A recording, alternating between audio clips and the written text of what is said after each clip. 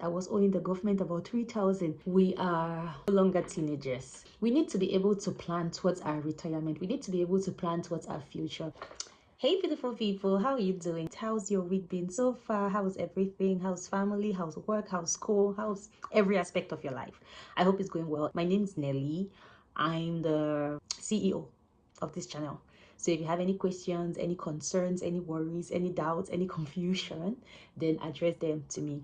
So this is tax season, and I see that a lot of people have already filed their taxes. I was going through a comment section on a video on TikTok, and a lot of people were saying how much they're going to get. Some people said they were going to get 5,000, some said 4,000, some said 3,000, some said they didn't even know they were going to get anything. I don't know if I'm going to get anything this year because I didn't work for a large part of 2024, and tax returns are based on the taxes that were deducted from you. So generally there's a percentage that they deduct, but if your income is less, then they would refund you, but if it's more, then they would ask you to return the money. So I don't think they collected that much from me because money wasn't even coming in. As a result of that, I doubt that I'm going to get anything this year.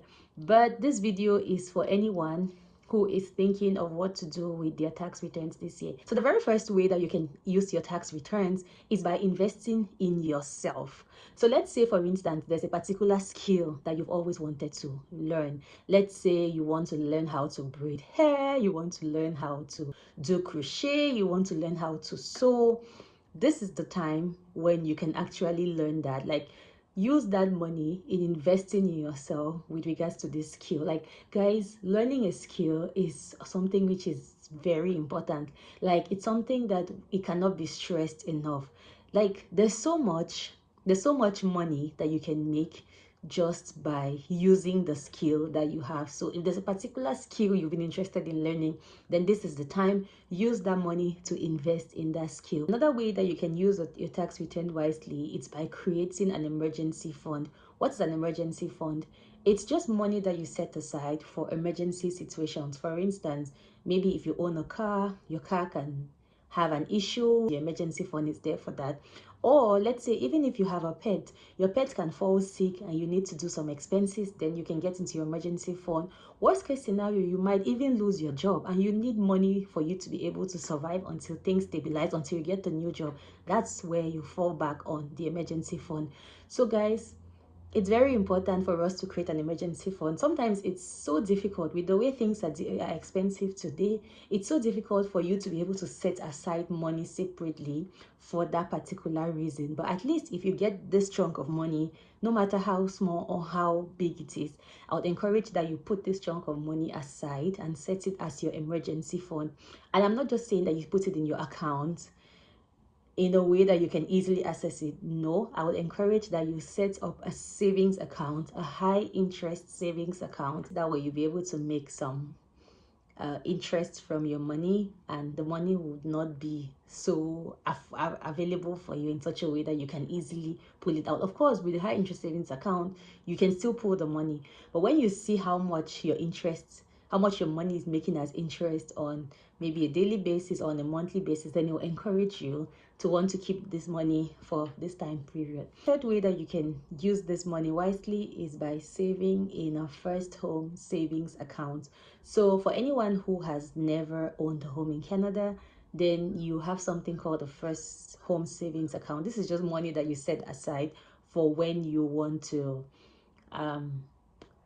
buy your first home, and this money is not taxable. So when you're declaring your taxes, you would declare documents with this money and it's going to be removed from your income. So it's not considered part of your income, it's considered part of the money that you're saving for your home, basically. So yeah, I'll encourage you to do that. Even if, despite how little it is, guys, like irrespective of the amount, I would really encourage that you invest in this. The next way that I would encourage you to use this money wisely is by investing or saving the money in RRSP. That's the retirement account. Guys, we are no longer teenagers. We are growing old one day at a time. So don't just live carelessly, don't just live freely, don't just say, oh, the future will take care of itself. Like, guys, those times have passed. Today we have to be thinking of our lives 20, 30, 40, 50 years from today. Like how is your life going to be? My sister has a neighbor. Each time I see them, I want to live like them. I want to be like them when I grow older. Guys, I don't know what their situation was like. I don't know how their younger days were like. But one thing I know is that they are living the life. Guys, these people, they don't let Canada winter meet them in Canada. The moment it's getting cold, they leave the country, they go to enjoy somewhere. When the weather is warm, they come back and then they just spend time with their friends, they have barbecue. Like, guys, when you see the way they are chilling, you would want to live like them. So this is what I'm saying, guys. Like, we need to be able to plan towards our retirement. We need to be able to plan towards our future. And so one way to do that is by having an RRSP, like a registered retirement savings plan. I'm not sure if that is it, but it's called RRSP. So you can also invest this money in your RRSP. The next way that you can invest this money is by investing in stocks. Finally, I'm going to throw this back to you, the audience. Are there some ways that you think this money can be invested, which I haven't already mentioned? If they are, leave it in the comment section. I would love to know. Thank you so much for staying tuned with me. See you in my next video. Happy tax filing season, guys. Before I leave you, guys, I know that a lot of people are talking about filing their taxes by themselves, saying I'm saving this amount of money this year, I'm doing this. But guys, I just want to encourage you, if you're going to be filing your taxes by yourself, make sure that you know what you're doing. Follow a guide. Try to follow someone who has done it. Try to understand how the process is. Because quick story time before we separate. Last year, I saw a lot of people talking about filing their taxes by themselves. I'm like, this thing is not so difficult. What is really in this thing? I'm going to file my taxes by myself. Like, if people are doing it, I can do it. So guys, I downloaded this software. Actually, I downloaded two softwares. The first one was a bit complicated to do, so I was like, okay, fine, I'll do the other one. I followed the second one, guys. I started putting the details and I got to some point, I realized I was owing the government about 3,000. It was then that I realized, guys, it's not because people are doing things, it means that you too must do it. So this is me just telling you or just reminding you, please, if you're going to be filing your taxes by yourself, ensure that you know what you're doing.